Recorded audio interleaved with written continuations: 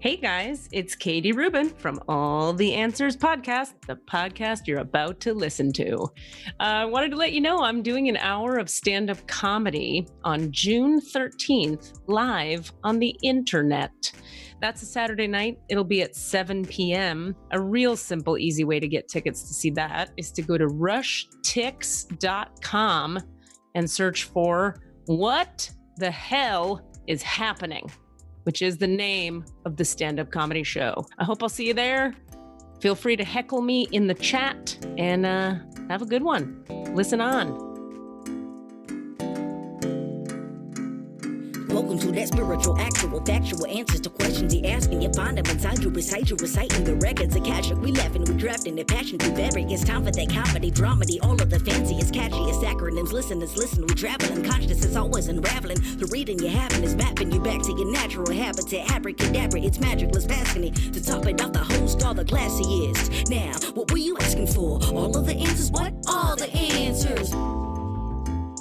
Yes, indeedy. Well, I'm excited about William today. I feel like I should tell y'all and whoever's listening a little bit about him because he's quite the special individual. I worked with William as my healer for a couple of years at the tail end of what I would call the hardest parts of my own healing journey personally. And he really brought me through to like completion, if you could say that, with certain like the way I see my own little wacky journey is that there was like a lot of trauma and a lot of past life stuff and a lot of big, heavy, sticky, thick, ugly stuff to get through before I could start refining and elevating in a more active way. And William was like the guy I found toward the end of the worst of that. So couple of years he was my healer. Then we started becoming buddies. We just had a lot in common, right? Because like I'm an energy healer, he's an energy healer, he knows more stuff at that point, he's teaching me things. Then we just became buds, and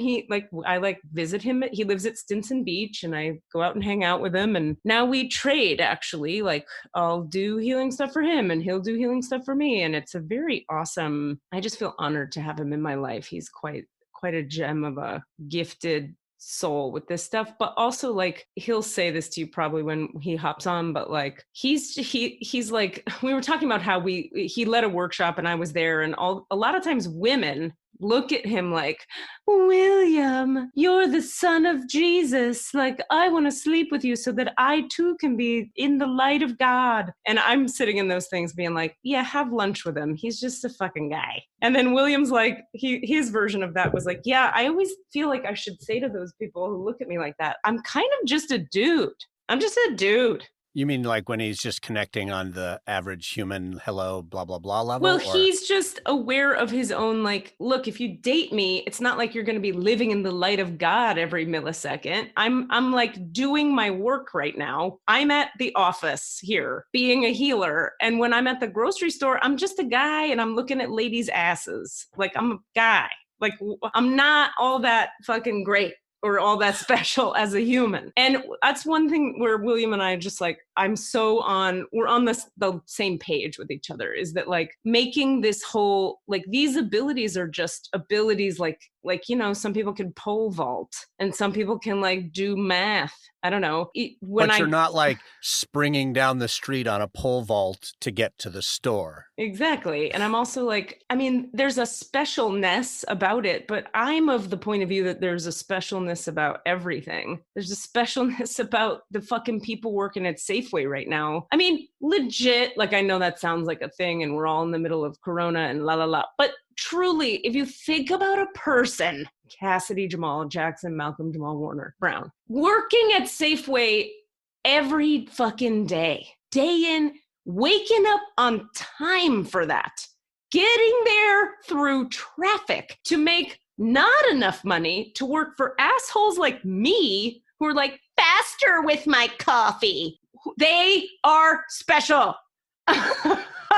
And then a fucking pandemic hits and that population of workers who are not making a fucking enough money and busting their humps for the middle class and the upper class people have to stay open and serve us lattes? And then deal with another level of like, you can't take away my freedom bullshit, my mask. I'm going to threaten you with a lawsuit or actual physical violence because what people. It's pretty interesting. On that point, I'm curious about your point of view about this. Like, I was talking with my neighbor yesterday, and we were talking about how, like, there was that period in Corona where, and by the way, I'm also very interested because I'm in Benicia, right, as you know, but for people to know, and then you're in Oakland. And so Yeah. it's sort of different. I mean, we're like 25 minutes apart on the freeway, but it's a different universe. I want to hear if you're experiencing something similar in Oakland like this, where there was this period of time where everybody was kind and generous and loving and just like, we're in this together, and what a challenging, unifying, difficult moment. And now, like, up here, at least, they've moved us to that next level of things are open. So like certain stores are open and you can sell stuff on the street now, and like restaurants are half open and you could come pick stuff. Like, it's like things are opening up. The dog parks are open. And my neighbor and I were noticing yesterday, just like people were just a little less oneness consciousness-y. They were more like, fuck you, give me my toilet, fuck you, out of my, I'm back to like, I'm busy, I got shit to do. I don't know if I've experienced that. Now, I haven't noticed that, yeah, per se, but she was saying she did. And I'm sort of like, I wonder. Anyway. What have you noticed? I still, at least in the stores, but this is always the thing. I know that it is like you attract what you model. So like I'm still extra, thank you, hello, awesome, how are you? Are you doing, like when I'm at a grocery store. Yeah. So I'm putting that energy into it. Yeah. And as a result, that's what I'm getting back. Maybe. I was in the store the other day and was in the checkout line. And this was at the big Food Max in East Oakland, whatever, part of Oakland. And like the checker, like at one point went, sir, could you put your mask up? And he was like, oh yeah, a little bit, he gave a little bit of like, whatever attitude. They have signs outside. You cannot come in the store unless you're wearing a mask. Yeah. But he wasn't a jerk about it. He was just a little like, oh, right, whatever. And she was so sweet about it. She was just like, thank you, really appreciate it. Like she's having to go overboard to be like, let me assure you that I'm not trying to oppress you. I'm literally just doing a thing. And I have a philosophy around masks where it's like, regardless of your sort of level of like understanding of how they actually operate or don't, or help or don't, at this point, I feel like not wearing a mask is sort of a signaling, is like you waving and saying a little bit of like, no, it's almost an aggressive act rather than the personal version of like, well, I don't think they do it because they've been giving us mixed messages. At this point, to me, it's like, if you're out on a walk and you're not wearing your mask, but as I kind of come near you, you pull your mask up, all that says to me is, I acknowledge it's the namaste. The mask that I wear to protect you salutes the mask that you wear to protect me. Namaste. Right. But that's fun. I don't know if that's relevant to what you're saying, but it like, because there's all these things out there about people not wearing them and then like claiming some sort of oppressive freedom place. Yeah. I hear that. I mean, I'm a little bit on both sides of that, but I think not from that place. Like for me, I don't wear the mask if I'm just walking my dog outside in nature. Right. But if people come up and, then I might pull it up, or I might, what I do is I skip around and give them 8 feet of like space. Right. I feel like that's sort of the same thing as wearing a mask, Right. But in a store, it's like, if I'm not allowed in there without it, I'm not going to like, fuck you, I'm coming in anyway. Like, why? We have no shirt, no shoes, no service for, the last is our whole lives. And we don't like carry an ADA placard that says, you can't deny me the right. I can't wear shoes. You have to no, they just be like, no, you just can't come in. Yeah.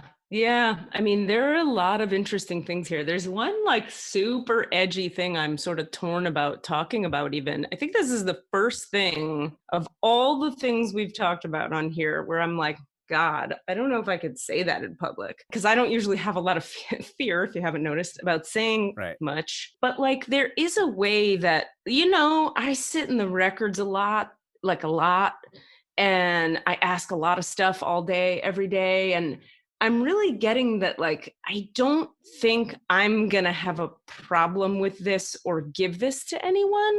I'm not going to get it or give it.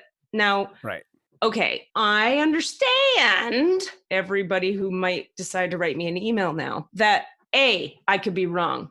B, how do I know that? C, how do I know anything I know?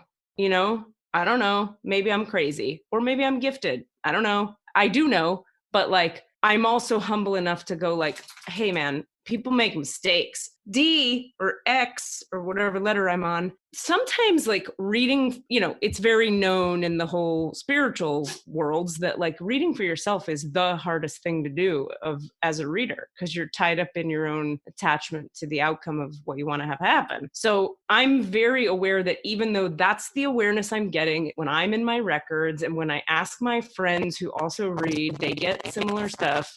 It's me about me. So I could be totally off base. So all of that adds up to inside of my body, I feel pretty peaceful about the whole thing for myself and for my impact on other people. That, however, I'm not going to go socially into situations where people are like, the social contract here is we wear the mask. Okay. I'm not, for one reason, I don't need the fight. Yeah. I don't need people being like, bitch, put your mask on. I'll be like, sure, I'll put the fucking mask on.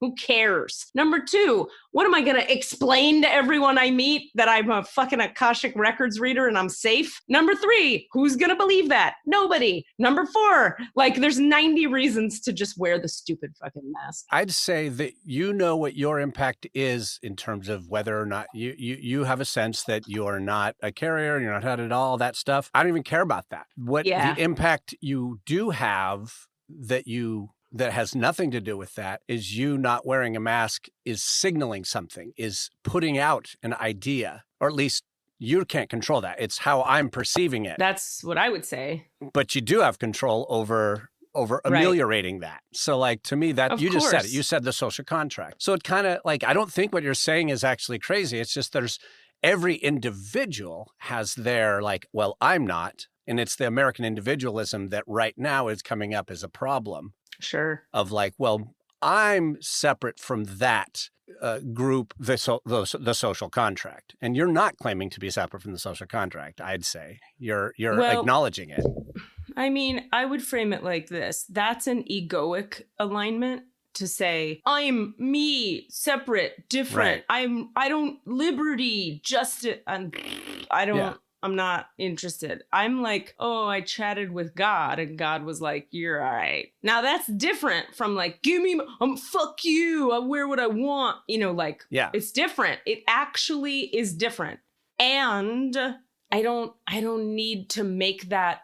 It would be such a complicated thing to get into with it. What am I proving? I have nothing to prove. Exactly. I don't need to prove anything to you about like, I'm free to not wear. It's like, all right, I'll just put the fucking thing on my face. Why? Yeah, because you're not going to have that individual conversation with every single person you come across. Exactly. All they're going to see is mask, no mask. And probably if you're not wearing them, the assumption's going to be, she thinks she's freedom, possibly. You know, it's very possible that is the download that's going to come. Like, oh. Well, interestingly to me, it's sort of like I'm a lot less concerned with, I'm not worried about how people are judging me. I'm worried about, I don't want people to feel extra nervous in my presence. Like if people are like, fuck girl, you don't have your mask on. Like, you don't know if you don't have something. I don't want to like heighten people's anxiety about this pandemic thing. So for me, there's a consideration in it. Like, even though I don't feel I need to because of my spiritual insights, I don't also want to make people heighten people's anxiety level. Exactly. They can judge me all I want. I don't mind if they're like, she's a bitch, liberty. That doesn't bother me. But what bothers me is like, I scared that little old lady in the store and I don't want to do that. That's exactly what I'm saying. I'm not saying that you care or I care how I'm being perceived, except how that perception then blows back on the person doing the perceiving. Sure. So they're suffering in a sense because of I'm heightening their fear in a sense. They're suffering because I'm heightening. Yes, exactly. If I wasn't wearing a mask. Right. It's like that example that you gave a while back about, what were you telling me about? Something your mom was in a workshop or something and somebody was like, oh yeah, I'm not responsible for your feeling. Like, tell the example. What was it? Oh, it was just that, and again, totally apocryphal, but whether it happened, the guy was saying, I can't make you feel anything. I'm not responsible for your feelings. I can't make you feel anything. So my mom just went over and stepped on his foot and said, did you feel that? Yeah. And so just to explain for the listeners, anyone who's maybe not as hip to these distinctions that we're talking about, there's this idea in the sort of recovering from codependency or recovering from enmeshment healing circles, and in a lot of places, like in the like how to be a successful entrepreneur or like how to be a great CEO. There's a lot of teachings that say what I do does not cause you to have feelings. You're choosing to have a reaction and your reaction is on you. Right. And I, Katie Rubin, happen to believe there's a certain degree to which that's true, that there is truth in that, you know, and it's not 100% black and white. You don't get to just now be a dick and then be like, well, that's on you if you're reacting to me being a dick. So someone was bringing that up at a workshop with Cassidy's mom and being like, hey, I didn't cause you to feel pain. And then his mom was like, let me show you how this works.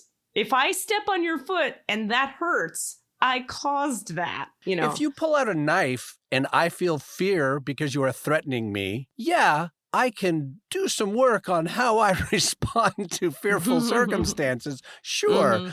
But you're pulling a knife on me. Okay. Yeah, man. Yeah. I don't really need a knife pulled on me today. Right. Thanks. Yeah. Yeah. All that is to say, like what you said about like, I'm afraid to bring this up. I actually don't think what you're saying is at all controversial personally. I think you're because you're saying, I believe this about myself, but I also care about other human beings enough to know that I have an impact on them by the choices I make. Yeah. And the choices I model. It's not so much what you're doing, it's what you're modeling to a certain extent. You know, the president not wearing a mask when he visits a fucking mask factory is modeling behavior, whether or not he's in danger or not. Like, he needs to acknowledge that his action is what is all we see. We don't actually care what he says. Mm-hmm. Well, some people do, but well, he's in a different he's a different category beast. Of human altogether. I mean, just in the sense of in the position he's in, because he is in a leadership, right, like a formal, delineated leadership position, such that people are looking to him as a leader, right. So if he goes to a Safeway, he's a leader in a Safeway. I'm some fucking clown. Right. He's like running the fucking country, the biggest, strongest, blah, blah, blah. Anyway. Yeah. Sorry, I interrupted. No, I mean, yes, it's the same. And also it's way different because his responsibility is so much higher. Yeah. And so you're right. Like his cavalier, whatever you want to call that choice, is extra weighted with all kinds of shit. Yeah, but in the same way that we talk about our own personal behavior or our own personal work, if I'm doing more work on myself and the light is shining brighter in me, that's raising the vibration of everyone around me. I feel like it's similar. Like if I'm walking around and I'm scowling at everybody I meet. Right. I am lowering the fucking vibration of every single person. Now, maybe I need to scowl that day. Fine. Fucking let me. But that is to say, if I am carrying energy that is more like, hey, you need love, you need love, you need love. If I'm giving out more love, then more love is in the world. So if I have a mask on and I'm smiling with my eyes or thanking someone as they make a space for me on the sidewalk, I'm raising the vibration. Yeah. And if I'm not wearing a mask and I'm walking right towards you, doesn't matter whether I'm a carrier or not. I am lowering the vibrations of the energy. I don't know if that's the right terminology, but I'm darkening the energy. Well, okay, this is an interesting topic, and there's actually a lot I could say about this. So I'll say a little bit about it, and we have our guest coming in a minute. I just texted him to be like, hey, come on in when you're ready. But so I'm thinking about how to put, okay, so sometimes, let's see, you could be, oops, he just wrote back, just a sec in all capital letters. No prob. Anyway, all I was going to say about that idea is that, like, certain times, like, if I'm at, I don't know, if I'll use myself as an example only because I'm sitting here and we all have heard my voice for a while.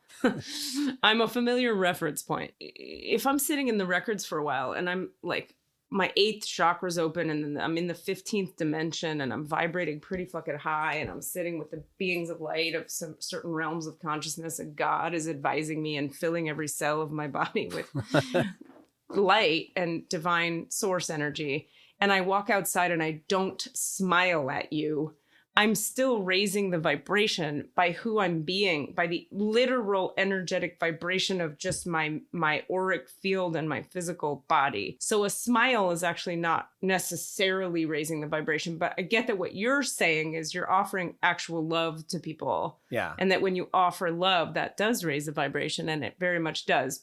And I just wanted to add for people who are on a path who are listening to this, that like smiling is not required. And sometimes you can give love just by resonating at the frequency of love. And people feel that whether you smile or not. And in fact, sometimes a smile, we're talking about two different things here, so I'm just articulating it from a different kind of level or realm. But sometimes a smile will squash the vibration of love, because sometimes the vibration of love is resonating in a kind of truth, authenticity, frequency that doesn't require a smile. Other times a smile does it, and other, so that this notion of vibration, I think, is it's talked about pop culturally in some incorrect ways sometimes. So I'm adding that to the soup of that conversation. I really love what you just said about truth versus not truth energy of like a smile can break it. That's really... Yeah.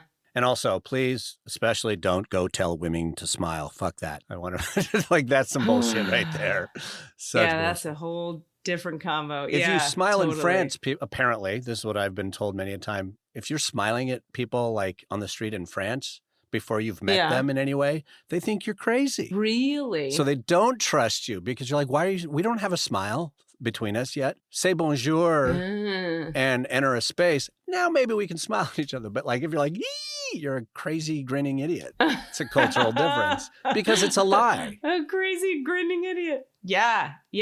Exactly. Right. That's one thing when people are always like the French are assholes. I'm like, you don't know what their point of view is or what their cultural perspective is. Like maybe you're a fucking asshole for expecting them to be how you are. Yes. Maybe you're the asshole, bitch. Why? Because Americans smile at each other. Now the French are dicks because they don't. We don't know what they're fucking thinking. Yeah, people. Yeah, that's an interesting one too in terms of like, there's a common thing I notice where people, when human beings want me to collude with them on a point of view they're taking, they're like, I was in Safeway and the lady in front of me looked back at me and said like, hurry up. And I was like, fuck you. And then they look at you like, right? Am I right? She's a dick, right? And I'm always like, okay, let me take a breath, because I need to hear more of the story to understand if I feel like colluding with you on your point of view about how that person is a dick. Maybe they're a dick, maybe not. Maybe they're like having their own bad day. Maybe it was about how you heard it. Maybe you're being a little impatient, my friend who wants me to collude with them. And like, there's such a strong social contract that says, speaking of social contracts, you and I are friends if we collude with each other's judgments about reality. And I'm like, actually, some of my friends who think that way, I'm more of a friend to you by not fucking colluding with your points of view. Because I'm offering you, like, truth? I'm offering you the space of possibility where you could sort of become aware that, like, maybe you're in a little bit of judgment right now. I love you. And I'm not going to just collude with your judgments because that makes your ego comfortable. Like, I have so much to say about this. Oh, I'm excited. I love it. Yeah. I'm just like, the last thing I was just going to say was just like, if I could change one thing, that idea of like, we can't really change people. We can only do what we can do about our own realities. But it's like, if I could just snap my fingers and change one thing, it would be to wake people up to that idea that I'm not actually against you if I'm not colluding with you about what you're mad about right now. Mm-hmm. Okay. Word. No, the point, pew, pew, pew. I have lots of thoughts. You just reminded me of like a lot of concepts when I was running a storytelling show of knowing which stories landed and which didn't. And one of the clearest things, like just resonated or made you go, yeah, I don't like you telling that story. A lot of it was people who would tell this person story. Yeah, that person, right? Huh. And I remember a very specific example, and it's funny because it was in a grocery line. The guy was telling a story about a person behind him in like a a scooter or something. And like, he created all these judgments around like, she didn't need that scooter and she was this and she was that. And we hated him. And the audience hated him. And he at one point goes, you hate me, don't you? And we were all like, yeah. We fucking hate you. And he was asking us to rubber stamp to collude, and nobody wanted to. And then there's the stories in which you tell a story in which a bad person was there doing shitty things, but you're telling it from the point of view of, wow, this was how I experienced that, and this is what happened. So there's introspection or there's awareness of self in that. Exactly. In that circle of judgment, whatever. And then you're like, I like you. And one of the best was the guy who was telling about a breakup in which he had to tell us at the very beginning. He was like, I'm the asshole here. So as I tell you this story and you hear about the shitty things I did, know that I know they were shitty. Like, I'm not asking you to go, ha ha, look collude what you did. Yeah, fucker. Because he knew, he was aware that that was the story. Anyway. Yep. And 100%. And you've done that for me 100%, Katie, at times, you know, when I was like, oh, I'm sad about this girl and please make me feel better about how I'm acting with this girl. And you were like, no, I'm not going to rubber stamp your self-destructive behavior. And you said pretty much that, like, I love you so much. I'm not going to rubber stamp your self-destructive behavior. I'm not going to co-sign. I think you said, I'm not going to co-sign on you hurting yourself. And I was mad at you at the time, boy, but it not for very long. I was like, oh, thank you. Fuck. Okay. I know. It's a weird role I play in this reality. Like, that's the role I play with a lot of people. And it goes well for me in classes where I'm the teacher or in healing sessions where I'm but it takes a special individual to be able to like be friends with me because people are not actually looking for higher consciousness or truth a lot of the time. They're looking to be placated. And like, you know, sometimes I make the choice if I'm not very close with someone, just placate them because I'm not getting into this with them. But if we're good buds, like you and I, and we're hiking and we're talking about true shit, I feel irresponsible if I just placate you. Yeah. It feels irresponsible to me. And yet, and I mean, that's like that's not a very socially supported point of view. Like, I have a friend right now who I'm just not chatting with very much right now, only because every time we talk, the entire conversation is they want me to collude with their stuff. And I can feel them getting irritated, and I can hear psychically the sentences they're saying to their partner about me behind my back, where they're like, she just like doesn't relate. I like can't connect with her. And I'm like, no, you can't get fed back the like ego stroking placation you want. And so that makes you uncomfortable. And so you're calling us not friends now. And I'm like, if that's your definition of it, you're probably correct. We're probably not going to be great friends. And that's not to say I want to obnoxiously all the time be like, well, have you looked at, like, there's a way to just... Radical honesty. Yeah, that's some horse shit too. I have fucking compassion. It's just like, if something stands out in an obvious way as like, well, you kind of sound like the dick there, or like you kind of sound like you put yourself in that situation. How can I not acknowledge that? I don't know. But that's very 8 Enneagram. It is very 8. Don't tell me what to do. Don't tell me how to feel. Well, don't tell me how to feel, but also like the challenger of like, I'm going to poke you and challenge you to look at what's really happening here. Yeah. Even though you don't like it. Like, I will choose to challenge in the place where a lot of people won't. And you could make an excellent argument for there's no point in that. Let that person do what they're doing. And like, my personality says like, yeah, but I don't want to. I mean, there are times you can just say to a friend, like, I hear you. Like, I hear that. Yeah. So they just need to express themselves, but you don't have to lie and say, you're right, you know, but you can 100% support them without calling them out always. Sometimes, yeah. Or like, you you go see a play and you see the friend after the play and it was bad. And so you just love them and say how happy you are to see them. And you don't, So good to see you. you honor your own honesty without being honest. That were air quotes there. Like, of course, that was a terrible course. play. No, we don't need to do that. I have a great one. We talk about this as actors a lot. Like, what do you say to people after a difficult show? Mm-hmm. I have my new favorite one is like big smiles, open heart, hug. Congratulations. Just move right through. Congratulations doesn't say I liked it. And it doesn't say I didn't like it. It says, congratulations, you did it, Yeah, that's great. We should bring him on, huh? That's the time. Okay, Is yes. he there? William, will you turn your camera on? Camera on. I'm texting him. There he is. He's coming aboard, everybody. Can't wait. Audio is on. Camera is not. Spiritual people and technology. Yeah. I hear him.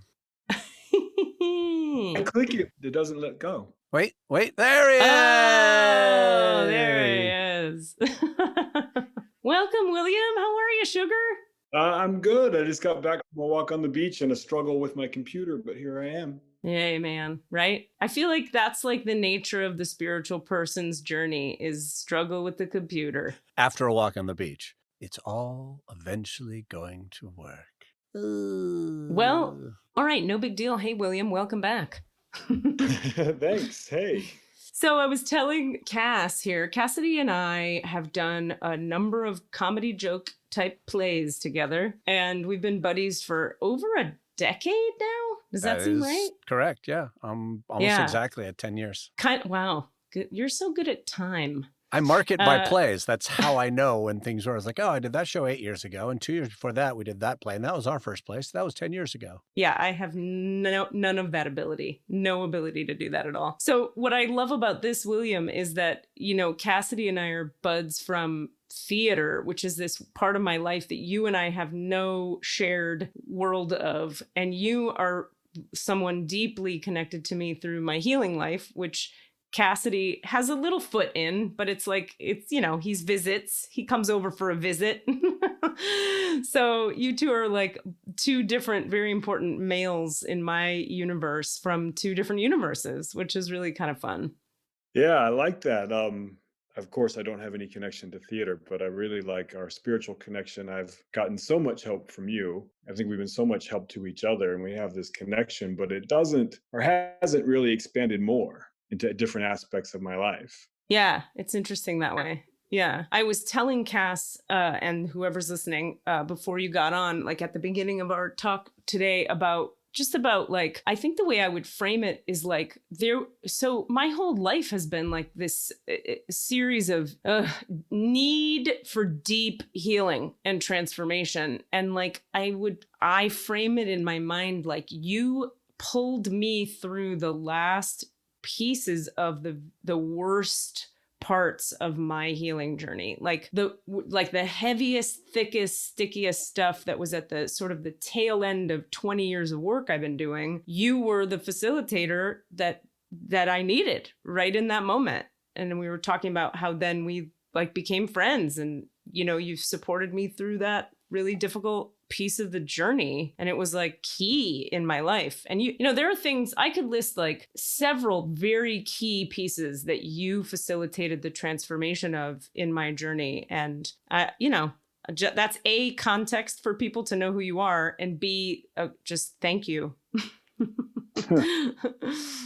So it's nice having you here. Yeah, thanks. It's nice to be here. And I could say the same for you. Some of the most difficult pieces I've dealt with in the last 6 months, you've had a hand in helping me through those and facilitating. And they were hard. There was some really hard stuff. Yeah. Go team. Spiritual team. Spiritual team. Yeah, exactly. So, I don't know if you've had a chance to listen to this particular podcast, but what we do is we chat a little, and then we sort of tell people what you do and let folks know about you. And then really we'll just open the records for you and ask whatever you want to ask or see what's there. Is there, what should people know about what you do? How would you frame what your work is?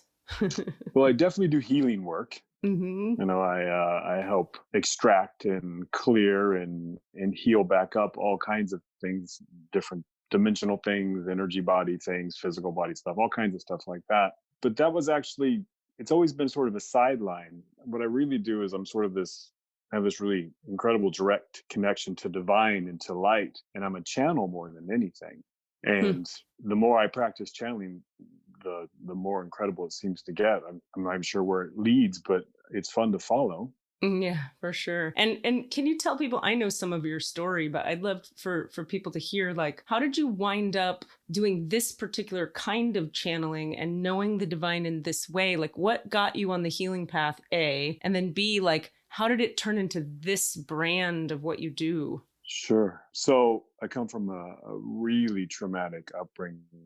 I was trafficked as a young child. I was abused, as in being blamed for the trafficking and physically hurt and gaslighted quite a bit. I was raised by two really crazy borderline personality disorder women, and they just played off of each other. So I was so incredibly broken, and there was nothing of support in my world. I had no choice but to just lean all the way back onto the divine. And that was just a natural thing that sort of happened. Hmm. And the more I leaned, the more it came forth. And the more it came forth, the more I sort of grew in healing and in myself, and abilities just started sort of showing up. Yeah, I have a similar experience of like leaning into it out of necessity for myself personally, and then being like, oh, wow, I guess I can sort of do this weird thing. I can now help. I can like do wizard stuff, but it's a sideline benefit of having just needed God so badly. And I'm wondering for you, I know how I got led to God or the divine as a way out, but like, or a way through. How was that even a consideration in your mind? Like, oh, I'm suffering terribly, let me lean on God. Like, where'd that come from? The earliest memory of sort of spiritual intervention in my life, I was probably 3 or 4, and I kept hearing this in my head: you have to hide your treasure, they're trying to take it. And I didn't know what it was, but I knew how it felt. And I just pushed it way, way deep inside of me. And I think it was what became my spiritual gifts. Hmm. But the people in my world were trying to break me when they were trying to take this. And I can say a whole lot about that. That was my first sort of, I just heard it and I knew it was right. Yeah. And my father, who didn't play a big role in my upbringing, when I did see him, we would go to Sunday school or mass. He was Catholic, and they would just tell these stories about God, and I would pray and I would have spiritual experiences as a very young child, these really profound spiritual experiences. And I could keep it a secret. Mm. Because one of my abusers would take anything from me, or come down on me like a sledgehammer if I did anything well. And so I could do this and they couldn't see it.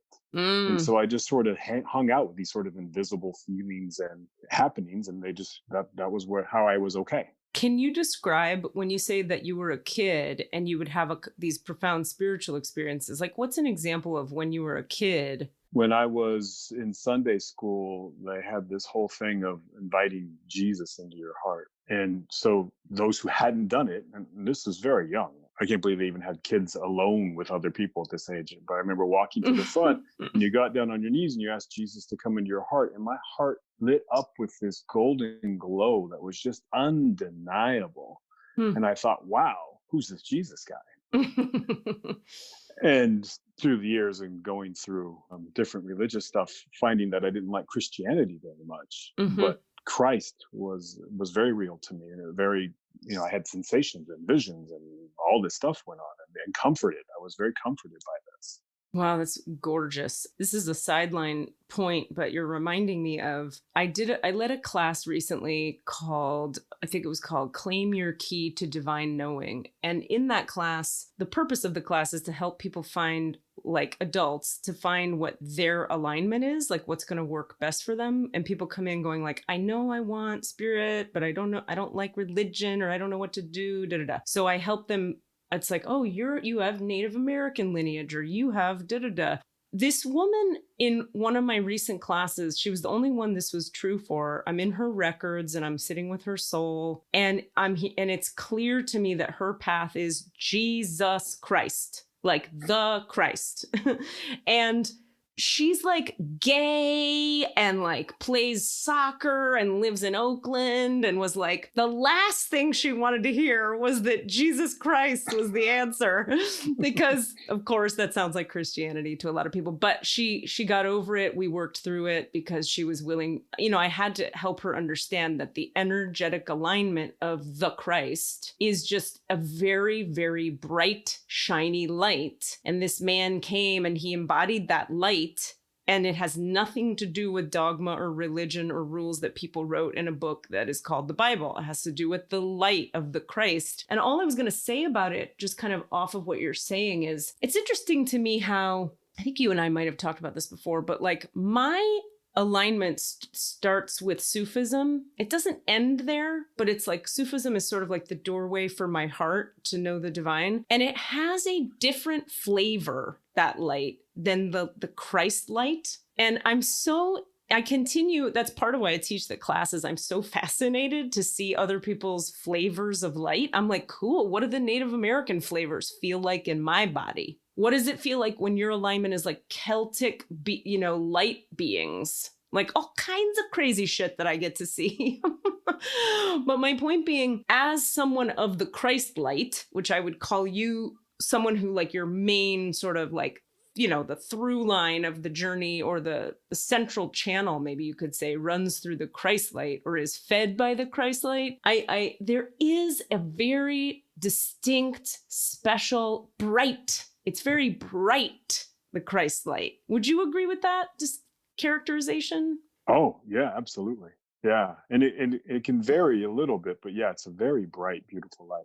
Yeah. And there are these prayers I use through one of the various prayer books that I use when I'm using prayers. Whenever we get to the Christ light, I'm like, here we go, bitches. Fucking strap in, because it's going to be real for a minute. Because the Christ light is like, shoo! It's like on the fastest, like brightest, which always makes me... I have two responses to that sort of on the human level. One is I go, I understand if you started at the beginning of time and human beings are like not that old and a guy shows up and he offers that. I understand how you would decide that yours is the one true path, because that's some powerful shit. It is a bright fucking light. It's even brighter than some of the other lights that are out there. And I could see how the ego could easily wrap itself around that and go like, me, special one, I, the one true path. Even though all of the fucking paths do that, everybody's ego likes to wrap around their thing and be like, Sufism is the one true, whatever. But I actually have, what I'm trying to articulate is I have a kind of a deep empathy for Christians in the modern era who get a taste of that Christ light in their heart and then get super righteous about it and super egoic about it. I'm like, I feel you. I understand how and why you think this has to be the one way, because it's pretty fucking shiny. You know what I'm saying? Yeah, absolutely. It's it's what I like about it. It's so fast and so strong, and I believe that Christ was trying to channel sort of this direct thing to the divine. It's like, look, here's a bridge. Let's walk across it. Let's go. But at no point was it the only bridge. And it's easy to think that I was a martial artist before I was a healer. And all the martial arts are, this is the way, we beat all other martial arts. Because you can't say, we suck, our martial art is the worst and you're not going to get anywhere. Well, you can't say that about your connection to God either. Like, don't do this. Yeah. You're not going to make it. But they always go way the other direction. Like, this is the only way. I'm like, wow, open the door, man. There's so much more stuff.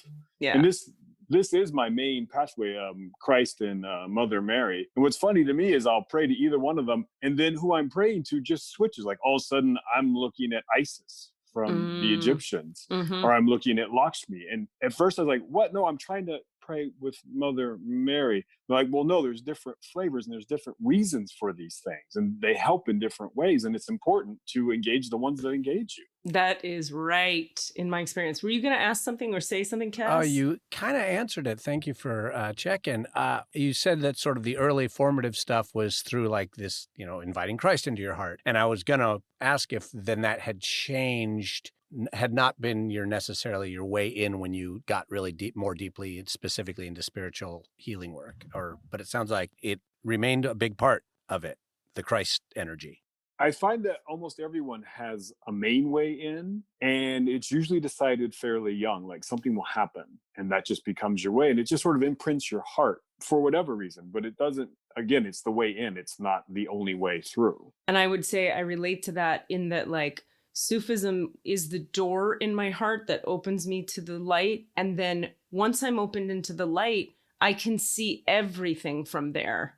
God, the everything that is says, like, well, here's some light, what are those, the light beings in the Pleiadian alignment, and here's Isis, and here's Green Tara, and ooh, this client needs the violet ray. And you know what I love too? I wonder, William, how this lands for you. Sometimes, like, I'll just hear another healer friend say a word. They'll be like, oh, the violet ray. Now, I don't know what the fuck the violet ray is, but now that I heard them say it, it becomes available to me. Yep, absolutely. Right? So then I'll be so 2 weeks later, I'm with a client, and it's like, then the violet ray is tapping on my head going like, use me. It's the violet ray. Here we go. And I'm like, okay, here comes the violet ray. I don't know what the fucking violet ray is, but it's helpful to this lady. And it sort of seems like there's just this point at which, speaking, Cass, to this idea of like there being one main way in, but it not being the end of the conversation. It's like the doorway to the everything. And then once you're involved in the everything, whatever is there is available to be used in the service of the light or the one. Anyway, that's how I experience it. Yeah, I think exactly the same. And I think we get little heads up, like someone talks about the violet ray, and then 2 weeks later you're seeing like, oh yeah, that's what that guy was talking about. I think they've just dropped little seeds on us throughout our lives. If you're really going to do this work and open up to the pool of infinity, then infinite, everything is there, everything is possible. And I think the heads up just help us go, oh yeah, someone said this, right? I'll use it. Or like, I wonder too, I think sometimes, like, if we take the violet ray as an example, it was probably being used with some of my clients before that. It was just coming through as an energy, and I'm experiencing it as light that isn't distinguished from any other light. But now that I have language for it, my brain goes, oh, that's the violet ray. It can like name the thing. Do you know what I mean? Maybe. Absolutely. And I actually stay away from that as much as I can, because I like staying where it is just light. I'm like, what difference does it make? Yeah, I hear you. Yeah, I like knowing about the distinctions sometimes, because it's so interesting just how everybody's different. And I find that a big part of my role with people is validating that their connection to source is specific to them. So in other words, like, I don't know, if I work with 3 people in a day, and the first person is like, I don't know, shamanistic connection to the earth, and I tell them that, they find it helpful and empowering in terms of how to go forward on their own path. Whereas if I'm just like, general light, then I'm not teaching them anything about their own path. You know what I mean? Sure. But in terms of the healing work, it's like light is light is light. Yeah, and you're much more vocal than I am anyway. That's true. I'm like, let's just shut up and get it done. I don't care about the story. Exactly. We don't need to talk about it.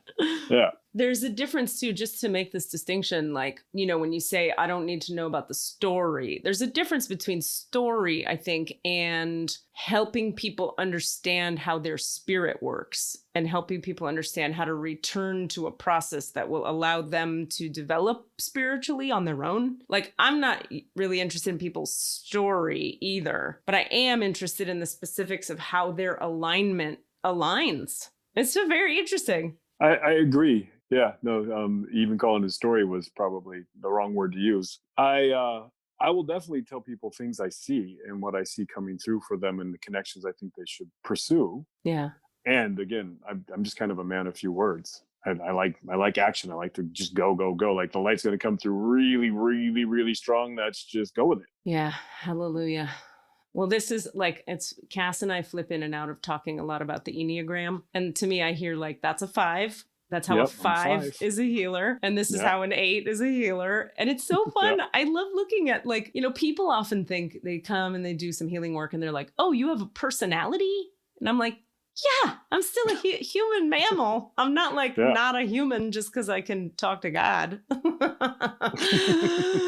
But I mean, I say that as if people should understand that. But like, it's a kind of an important thing to talk about, I think, because there's this old school idea of spirituality where, you know, the gurus and the saints of like the 60s and the 70s, for example, that people in America are familiar with. There was this kind of like sit on a throne and wear robes and be like, and like not be a person and not be integrated into three-dimensional reality at all. And you need people to carry you to dinner because you can't function, you know, wear a diaper because you can't shit or whatever. People did that. Did you know that? I know. Yeah. I know. Of course. Yeah.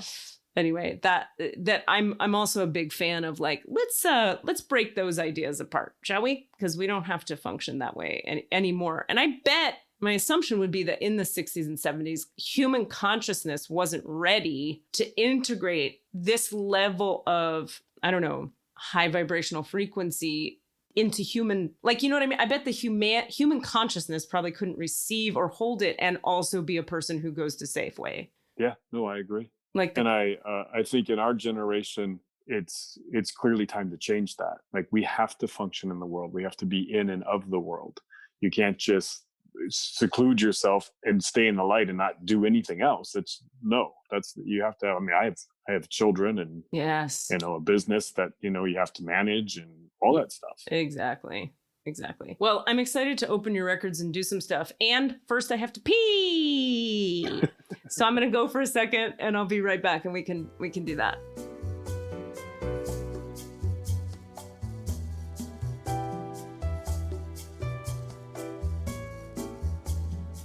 Pretty removed, and it takes me 25 extra minutes to go anywhere. On a super windy road. A super windy road, and you can get stuck behind people who are afraid of super windy roads, and that's time consuming. That's Katie. Like me, like Katie Rubin. Like Katie Rubin. Do you drive all like hunched over the wheel? Oh my God. Like an old Jewish lady. That's what happens. One time, William and another friend of ours and I were in their car. And I was so neurotically terrified in the backseat of the car because he was driving and the world was happening that I was like, I'm getting sick. I'm freaking out. And William was like, you want to drive? And I was like, I do want to drive. And I got out of the car and he let me drive the car and then everything was fine. And it took 3 extra hours because you... No, in that context, I drove just fine because we were on a freeway. Oh, okay. But if it was that windy road, I would be legit puking if someone else were driving. And if I'm driving, you're having a terrible time because we're going very slow. So I'm not going to say, hey, Katie, let's go out and visit William in Stinson because I don't want to. You should, what you should say is like, hey, Katie, let's caravan out to see William in Stinson. That's how you do it. Meet you out there. I went through a period of being unable to ride in a car during windy roads. It would shut my system down. I'd literally have to just like, I'm going to sleep because I am so high, like spiraling up so high that I just have to be like, and power down. I couldn't do it. It was a bad period of time. It was a few years of my life. And then it just changed? I moved through. Well, remember when you couldn't drive across a bridge for a little while, Yes, Katie? I do. Yes. During our time, when we first got to know each other. That's true. That was a wild little period you went through. Yeah, I mean, but like in my case, because I'm me, I like went actively and did healing shit to heal it, blah, blah, blah. But I'm hearing you say that you're like, yeah, and then I just wasn't anymore. And I'm like, fuck you. It took a number of years. It was before I knew you could do shit like deal with your shit and like look at it and inspect it and actually process it, even though I have 2 therapists for parents. But yeah. Awesome. Well, there's not a lot of things in the world that are as exciting as getting to be in William Lewis's Akashic Records because it is nice in there. It is light and Christy and bright, and I'm ready to go in. Are you guys ready? I'm ready. Okay. I'm ready to just hear about it. It's going to be great. Who knows? You may feel stuff. You always feel stuff, Maybe. Cass. A little bit. You do. Okay. So let me get my little Do I need that? No. Okay, we're going to do it the Katie way. I've learned recently, William, this is a fun new thing. I don't need the prayers anymore. I can kind of just ask with certain people. Anyway, so that's fun. For people to understand contextually, when you learn to open the Akashic records at first, the way you learn it, people teach it by giving you specific prayers that I think are energetically aligned with that realm, I guess, or that make it easy for people to start to open those particular doors. And I've just been enjoying the fact that my system seems to be like, no, cool, just ask, and then you're there, which is fun. All right, so I'm just going to close my eyes and take a couple deep breaths and ask that we all do that on the call, if that's cool.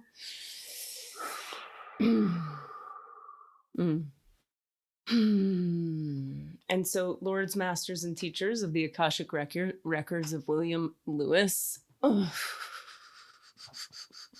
asking that you align me and William and anyone else for whom it would be a benefit with his Akashic records, with his highest vibrational frequencies, with his highest alignment to source.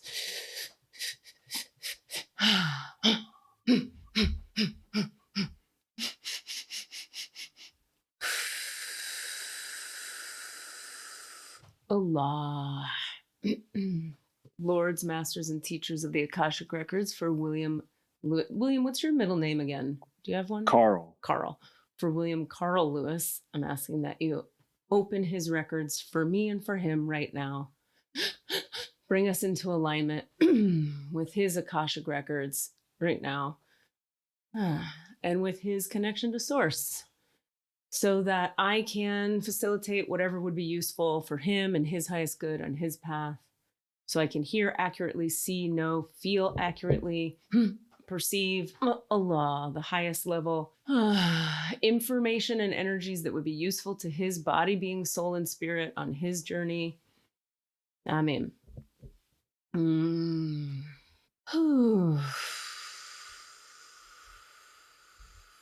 So the divine portal and the records are open for William Carl Lewis. And my system is still calibrating a little bit, but pretty much there we are. Allah. Okay, so yeah, what's up, buddy? Well, I'm doing lots of group stuff, and it's really growing energetically, and it's really changing me energetically. It's becoming more and more powerful. I'm becoming more and more. I'm just learning how to do it more, and I'm learning how to just sort of let it rip more. Where before I sort of held back, and I actually took more of the energy into myself than I let out, because I was afraid of how much it would be too much for people. And I'm like, yeah, just lay down if you feel sleepy. So I'm wondering about how to move forward from a career sense into working with groups and widening that and enlarging that picture. Well, this is interesting. They're like, the first response is no, like that, like this. I heard that too. Like this, no, like slap on the hand, no. So let me just listen in and see what that's about. Okay, so this is a time, William, for you to be nourishing your fulfillment, your personal fulfillment. We understand the necessity to expand and the financial obligations and necessities and responsibilities of your particular situation. And Allah, what will move things forward is finding joy and fulfillment, excitement again. And okay, so let me now there's another piece coming through. Rather than think about expanding the business, this is the time to, now they're delivering an energy. I don't have an end to that sentence. I'm just going to let this energy come now. Allah. Allah. Widen your net of interests and practices and foci, things you focus on. Allah. There's a piece of human life missing here, which is creative self-expression, creativity. It's like you're giving and giving and giving and wondering why you're not excited. And it's because, yes, you do a decent job taking the light, but your human self is stepping forward in a new level of integration, asking for its own form of receiving through the practice of a more, I want to say, human, visual, creative expression. The human William needs, and the inner child William, the human inner child of you needs space to have a voice and to do fun stuff. It's like the images they're giving me it's like you're playing out. You're playing, you know, your inner child needs to feel like it gets to play too. It's not just here to take care of everybody else and up level everybody's fucking everything. It's like, when do I get to play in the slip and slide and the sprinkler in the yard? And the divine says, now. Now, I'm Katie. I'm just sitting here wondering if this is my personal question for the record keepers. Is this also related to, I know don't you draw, William? No, I have a whole story about that. I did a drawing as a child that was amazing, and my little sister saw it, and I begged her not to tell anybody because I knew I'd get, abused for it. Because it was like taking a picture or something, and I just drawn it, and I was like in the second grade. It just came through, and I could feel it come through, and it was amazing and exciting and terrifying because I knew the punishment for being good at something would be tremendous. Wow. And so I shut it down, and I've tried to draw since, but it just never seems to come through. Like, when you say it doesn't come through, you mean like what happens exactly? You try to draw and then it doesn't come out well. It looks terrible. Oh. It's like ugh. It's just not fun. It's like, yeah, drawing crappy stuff isn't that much fun. Yeah. Okay. All right. So let me ask more questions about this. So when you say the human William the inner child needs more human, the feeling I keep getting is like human, three-dimensional self-expression, fun, pleasure, fun, joy. What forms, record keepers, God, can that take for William that would actually be fun and would fill his cup such that things start to flow more fluidly business-wide or expand more fully business-wise? And they're like, yes, this is the correct question. Yeah, well, so it's not writing. Is it drawing? I do get a big yes on that. We're going to put a pin in that. Is it like sculpture? No. Dance? No. Dance? No. Theater? Nothing like that. Singing? Nothing. No. Drawing. Painting? Drawing. Okay. So if it's drawing, what's in the way of that being beautiful and fun and pleasurable? Okay, so now we have an energy coming in to the second chakra. Ooh.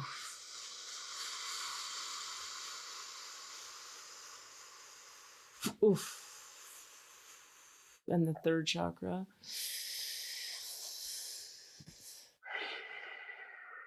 Oh, in the brainstem. Allah. Allah. Allah. Allah. Allah. Are there chickens where you are? Yeah. Okay. Ya Shafi, Al-Alim, Al-Qudus, As-Salam, Al-Razak, Al-Aziz, Ashhadu an la ilaha illallah, Ashhadu anna Muhammad abduhu wa rasulullah. Okay. Lords, Masters, and Teachers of the Akashic Records of William Carl Lewis and the divine itself. Okay. Are there any other energies in the way of that coming through with ease? No. Are there beliefs in the way? Yes. Okay. Is this past life related? No. Karma? No. Trauma, somewhat. Habitual thinking. Just habitual thinking. Okay. So I'd like to ask now for William's brain.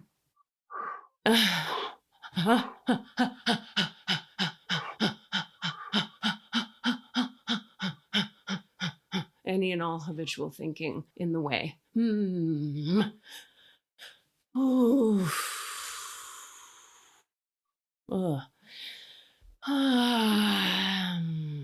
And this is a habit of harsh self-criticism that feels so real and is not real. That is being recalibrated, corrected. Allah.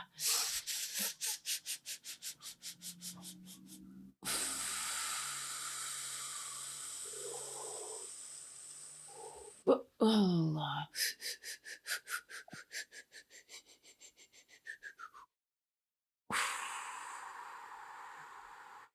And now we're back into the womb.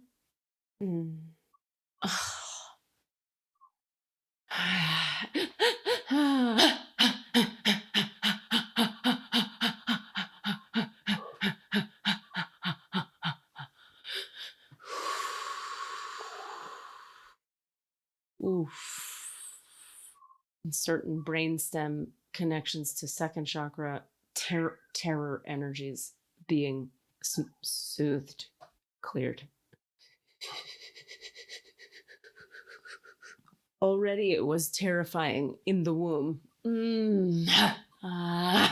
Ya Allah. Allah. Ya Allah. Al-Alim. Allah. Al-Qudus. Allah. As-Salam. Ar-Razak. Al-Aziz. Ya Astaghfur. Allah. Astaghfirullah al-Adim.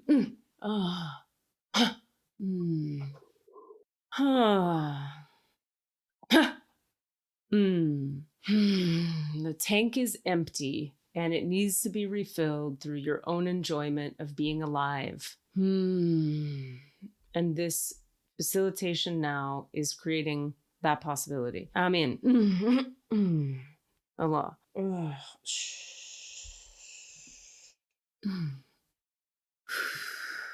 Just because it's interesting to share for people. Some of the brainstem healing that's occurring in this moment, at various moments in this process here now, is so intense in the brainstem, and I'm experiencing it with William in my brainstem, that it's the energetic transmutation occurring is literally affecting the way the earbuds I'm wearing are sending their electronic energy into my ears. So whenever a certain heightened intensity thing is clearing in William's brainstem,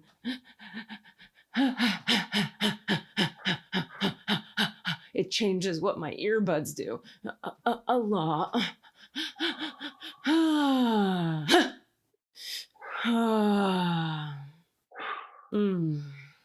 And this is a piece of soul retrieval now, returning the child to the body, the child who had to leave, or you could say the aspects of the child who had to leave.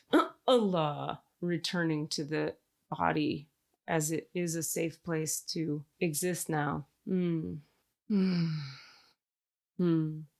This is another similarity for you, William, and Katie as soul partners on the road of transformational divine light healing, friends, teammates, is the need for all pleasure and joy to only come from the light, transitioning into the return of the self such that pleasure can come through the self as well. In other words, the self becomes a safe place to be, B, it itself feels safe within the vessel because the vessel has been so thoroughly transmuted that it is a trustworthy environment now, even in these very young places, especially in these young places. And as this process continues or completes here, they're showing me a bunch of information about the mechanics of soul retrieval and how sometimes when they're taking me back to a shamanistic experience I had in my early 20s where I worked with a shaman and this person was doing soul retrieval work for me, but the machine of my nervous system and spirit, the mechanism of me was not ready to receive what this person was able to bring. So they're bringing this as an example of how it works. You understand this concept, obviously, William, and we say it now for the listeners that just because someone offers to bring a piece of your soul back doesn't mean your body can hold it yet. It doesn't mean the timing is correct. There are spiritual mechanics to how certain things work.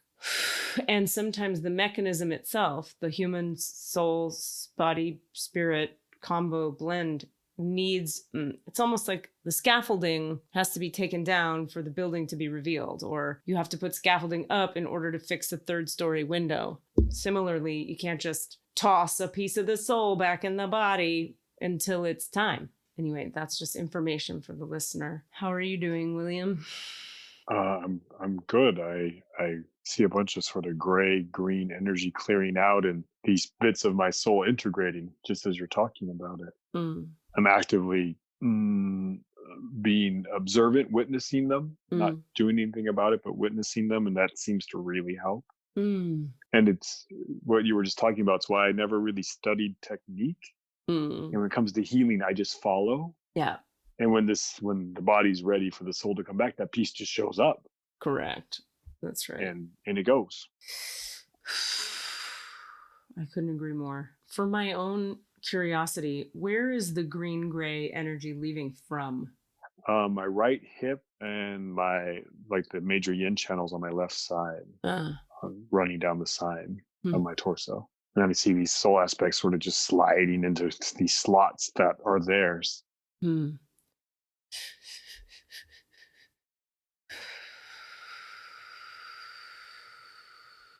Another sort of teaching point that wants to come through here for people listening, anyone on a healing path or like learning to be a healer. If anyone tells you there's one right way or there's a way to see or there's a way to be a healer, this is a lovely example of I am experiencing William's soul retrieval piece here one way. He is seeing it a different way. And that's just because we're two different human mammals. But it's occurring.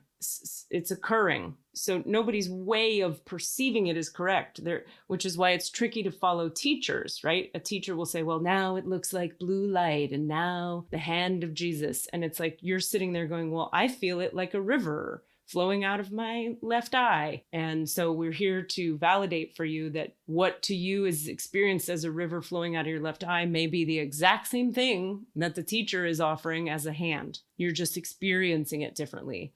Allah. So there is no conflict except in your own mind where you decide that someone knows and you don't know. What if what you're perceiving is exactly what's occurring? And what if you could trust that, or at least pretend to trust it? Practice trusting by pretending. And then one day it becomes a thing you believe in because you've pretended to trust long enough that one day you go, oh, look how many times it turned out to be correct. And you have a track record that you can look back at. Okay. So that was for the listening audience. So I'm curious now, record keepers on William's behalf here, William Carl Lewis's record keepers and his connection to source. Is there anything else in the way of his being able to know? Okay. Have we cleared everything that needed to be cleared right now? Yes. Okay. Now, is there any more information a little more clearly about what? Yes. I just want to go back to the original question now and sort of see. So I see you as a little kid with crayons on the floor on your stomach, drawing with crayons. And this is a reminder of the experience of the freedom of the child. A child that actually can be a child, so I hear, has this thing called freedom of expression that they begin to play with crayons and paper, and they're on the floor and they're kicking their legs. And there's a real playful, as you say, following of the creative impulse. And so what we'd like to offer you is that image as an inspiration tool for how to work or how to play with childlike abandon rather than with perfectionistic need or with the need to hide, both of which, of course, were understandable given your circumstances. This piece of you that was returned is that child who could lay there on the stomach and just wantonly draw shit with a fucking crayon and have nobody get mad and have nothing bad come of it and have only joy happen as a result. And so this is the spirit we would it's like they're wishing this into being for you, your angels and your teammates and your guides and all the beings of light in the records are just like wishing this into being.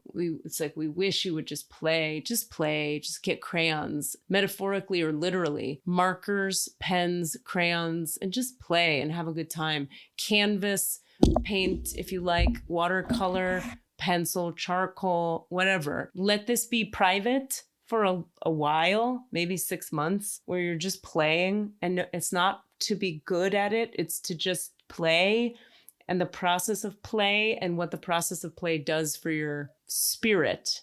How does all that land?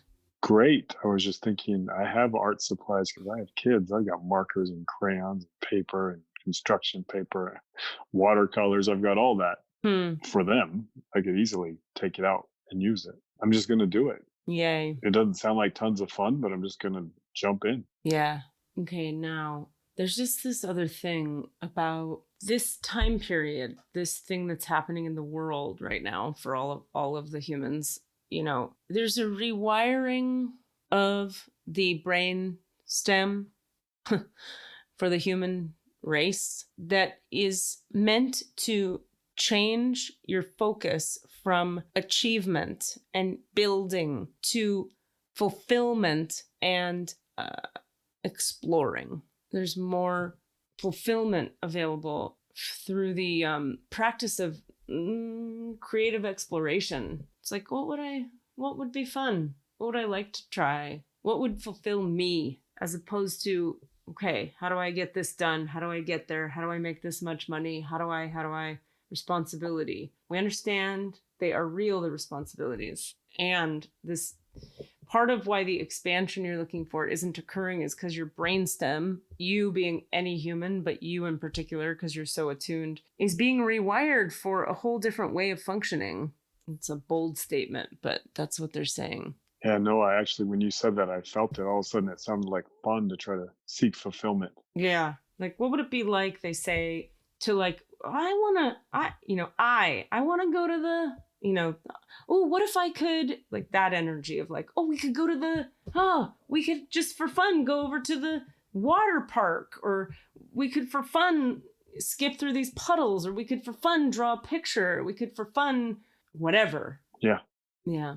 The reason for the 6 months idea of just in private and just with the spirit of play is that you have to you're going to need some time practicing, just what do I fucking feel like doing with my hands and this watercolor and this paper? What do I fucking feel like doing? Not how do I channel it so people benefit? Now, how do I be spiritual about it? It's like, just what do I feel like drawing from my feelings in the second chakra? And there's an honoring and a worshiping almost. They want you to practice of I just fucking feel like doing this.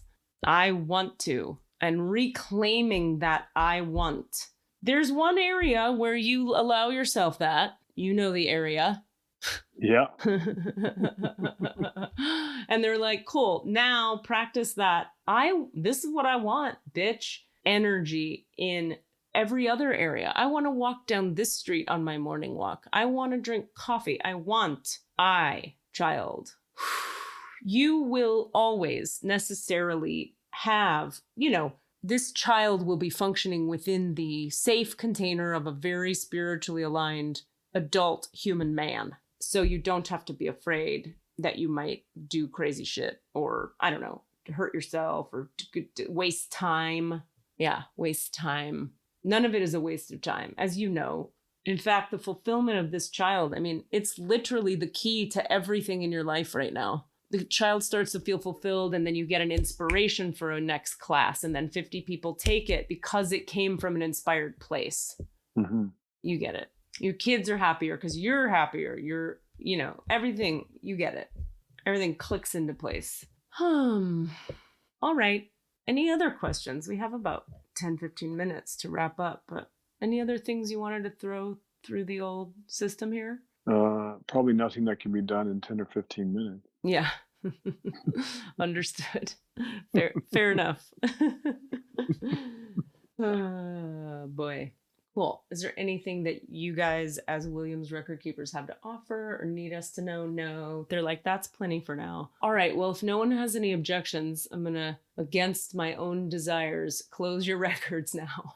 It's very nice in here. It's very nice. It's a lovely place to be. We lost William, it looks like. Oh, just now? He just popped off it. His phone probably died or something. Okay, I'm going to close his records right quick. Okay, Lords, Masters, Teachers of the Records for William Carl Lewis, please return William's energy completely to himself. Return us all, whoever's been affected by this, to our complete human wholeness. Now, the divine portal and the Akashic records of William Carl Lewis are now closed. Amen. The divine portal and the Akashic records for William Carl Lewis are now closed. Amen. The divine portal and the records for William Lewis are now closed. Amen. Amen. Amen. Amen. That was lovely. I like the idea that we just obliterated him. Temporarily. There he is. He's back. Hey. Just went away. I'm like, what? Katie, you hung up on the wrong line. You were like, right. We're going to close your... Oh, wait, sorry. Wrong one. We closed the phone line instead of the records. Oh, my God. Well, did they have anything to say? No, they were like, nah, you're good for now. That's plenty. And then they were like, Agreed. Close it up. Boo, boo, boo, boo, boo, boo, boo. Close. Wow. I'm going to be a little blissed out for a little while. That was great. Thank you. Yeah, thank you. That was great. When we get off this, I'm going to go color. Yay, coloring! Yay! And you have that little ice cream stand right near your house too. I'm like, yeah. My inner child is like, down and get ice cream and coloring. Well, thank you for being with us today, William, and coming on. It's really good to have you. Yeah, thank you. It was technical difficulties aside, great. Yeah. It was really good. So thanks a lot. My pleasure. Yeah, I think we're good. I think you can actually hang up now like a normal person. On purpose. Like intentionally and stuff. All right, you guys. Thank you so much. Thanks, William. William, it was a pleasure witnessing your clearing. Yeah, thank you. It was a pleasure to meet you and to hang out. Okay. Bye, y'all. I'll talk to you soon. This dog wants attention right now. Ha! Bibbidi bobbidi boo. That was beautiful. Normal day on the old podcast. Yeah, just clearing out childhood trauma and allowing someone to reconnect with their inner child so as to honor that, which will then spread out their light and love to the rest of the people in their world. That's no big deal. Sounds like a Wednesday. That's beautiful. All right, I gotta hop off, y'all. Thank you, guys. It was a pleasure, Katie. Always, I love you. I love you too. That was a good one. It felt good at the beginning. We did our time at the beginning. All right. Well, send us your questions on allanswerspod@gmail.com. And other than that, Katie, I love you. Love you. I'll see you soon. Love you too, boo. Bye, guys. Have a good one. Bye. Asking for all of the answers. Say what? All of the answers? Yeah, all the answers. Hey guys, thanks for listening. We'd love to hear from you. Please email us with your questions so that we have questions to answer in the Akashic Records. Our email address is allanswerspod@gmail.com. That's allanswerspod@gmail.com. And if you'd like to find us on Facebook or Twitter, it's @allanswerspod. @allanswerspod. Thank you. You ready, Squeezy? Go outside. You ready to go? Let's take this dog outside.